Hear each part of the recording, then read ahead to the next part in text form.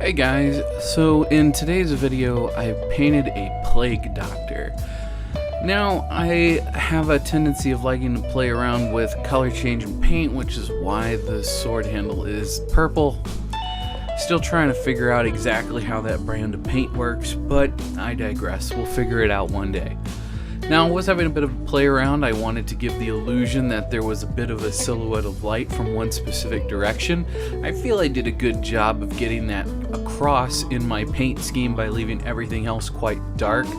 And yeah, so today had no real plan. This is not a tutorial. I've been encouraged by a lot of people over on TikTok in my live streams to just do some Let's Paints and just paint a model and not really explain what I'm doing. So I'll kind of give the general thought process of how I came about deciding what colors went where, but this is not going to be a step-by-step tutorial, so there won't be any names of paint colors or anything like that. We're just going to talk about the process. So let's get on with the video.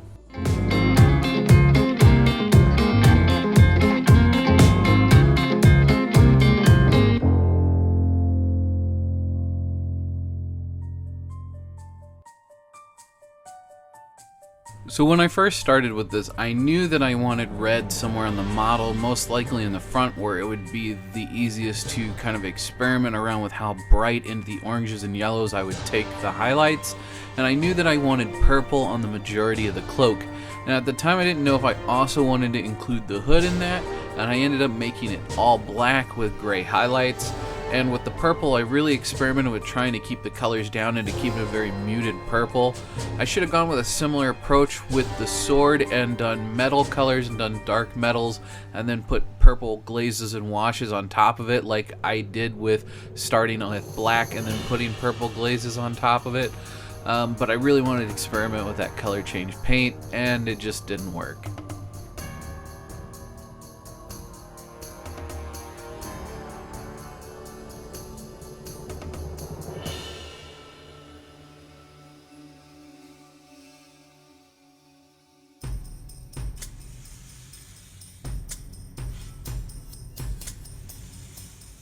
I really wasn't 100% sure what I wanted to do with the beak of the Plague Doctor mask. I was having a lot of fun with it early on, trying to get this really subtle, worn out red finish, where my intention was that this was red leather at one point where it was either so dirty or worn down that it had become almost black with time. And it didn't really work with the colors I was ending up on with the rest of the model. Now with the hood, I went quite heavy with a lot of my gray highlights, which is why I end up putting a black wash over top of everything later on to kind of mute the colors back down. You'll notice that it gets pretty bright later on in the build process.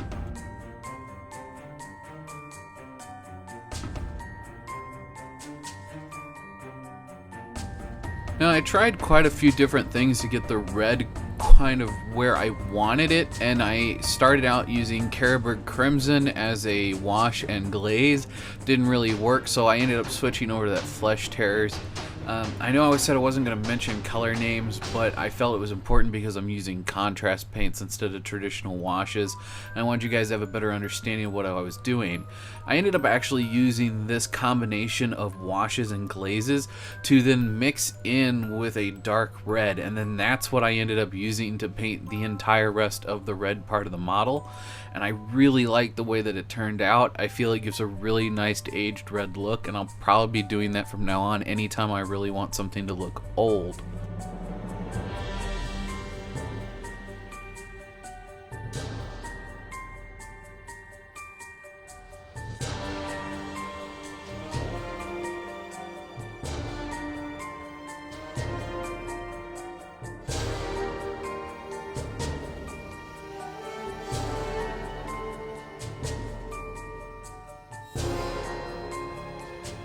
At this point I still hadn't put the model down, everything was still quite wet, so I was working on the one spot that I knew was dry enough I could keep adding layers to, and that was all of the red areas.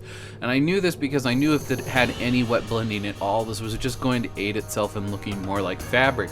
So I really wasn't, super worried about it, and I knew that I could push the highlights quite bright, and that as things dried it would all mute down and kind of blend together. So I just really went ham with it and just kept adding more and more brighter colors of red, and then worked my way up into oranges, and then a very small amount of yellow ended up getting mixed in, which is where we hit our brightest highlights on all of the red.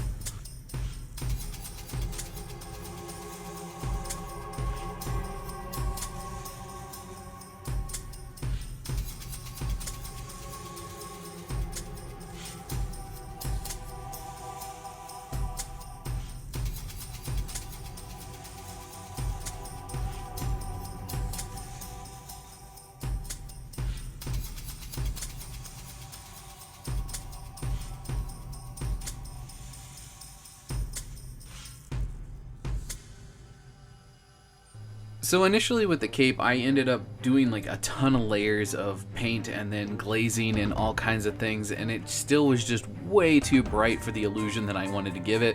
So I basically knocked it all back down. It's a metal model. I stripped the majority of the cape, blended it all back out so that you can't tell, and then dropped a heavy purple glaze on top of it and started over again. So that's what's going on in this video. So if it looks a little different from what it did in the beginning of the video, you guys understand what happened.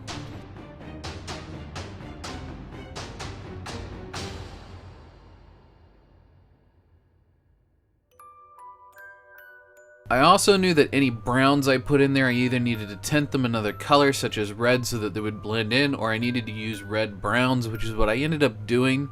I was really happy with how the belt and the pouches on the belt turned out, as well as the potion bottles, which I ended up trying something new, but we'll talk about that when I actually paint them.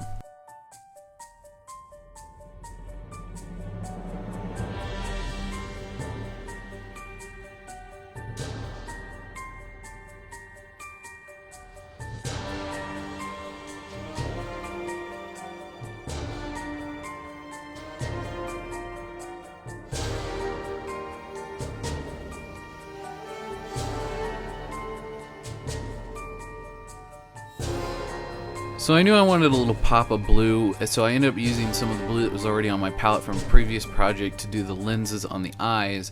But I also wanted to do an experiment with the potion bottles to try to help make them look like they weren't 100% full, like you would normally do with any kind of drink. You don't fill it right to the brim, so why would you fill a bottle right to the brim?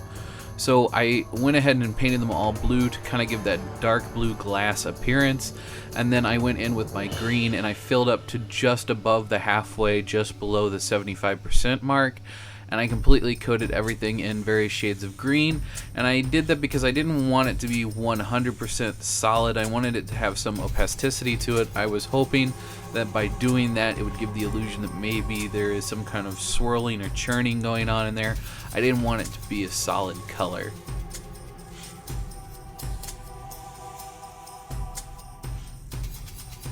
At this point I was just kind of doing final refining, going in, adding the last of my gray edge highlights. I wasn't quite happy with where my washes had knocked everything down to, so I went ahead and I used a blue-gray color and just kind of really knocked everything out of the park and put in these nice vibrant highlights.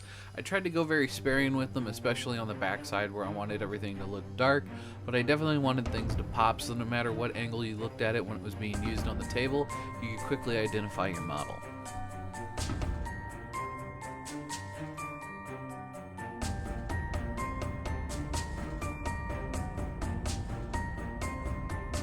Although I was happy with the way the bottles were, I wanted them to have a bit of a glow effect. I always feel like magic needs to have some kind of glow, at least for when painting miniatures.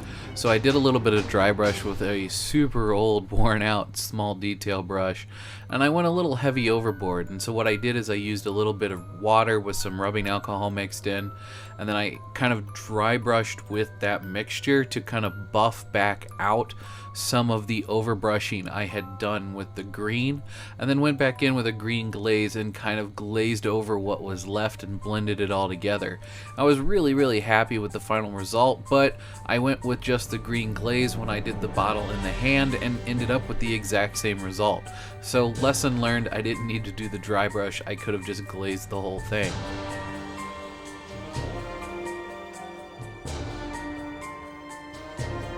And once again, I don't know how many times I can say this, but Turbo Dork, I will never understand your paints, I think, no matter how many tutorials I watch. and no matter how many times I attempt to use your paints, I can never seem to get it to work quite right. It's supposed to be a color shifting paint, but I can never get it to do as it says on the tin. I don't know why that is, but I love using them for colored metallics. I think they're great, so keep up the great work. And there we have it. So, I know this was a really weird one, and I hope you guys enjoyed it regardless. The folks over at TikTok who follow me over there wanted to see some more Let's Paints. That's pretty much what I used to do over there. I used to do little recordings of different stages of painting and then show the final result, and I think that's what everybody kind of got used to. Hopefully you guys still found this video super interesting. I don't really know what I want to do with the base yet. I'm sure I'll just end up putting some basing paste on it at some point, but for now it's fine. I really do like the way this one turned out, and I like the potion bottles, although I think I need to do some more work to make them look a bit more realistic. In any case, I hope you guys really enjoyed this video, and I hope you took something away from it. If you'd like to see more of these Let's Paint style videos, let me know in the comments below. I'm not going to completely replace tutorials with them, but on weeks where I'm not really sure what I want to do, and I don't really have much of a plan, I think it'd make a good substitute video if that's what you guys are interested in and would be okay with. In any case, thank you guys so much for watching, and until next time, may your display case always be filled and your pile of shame never run empty. Till next time.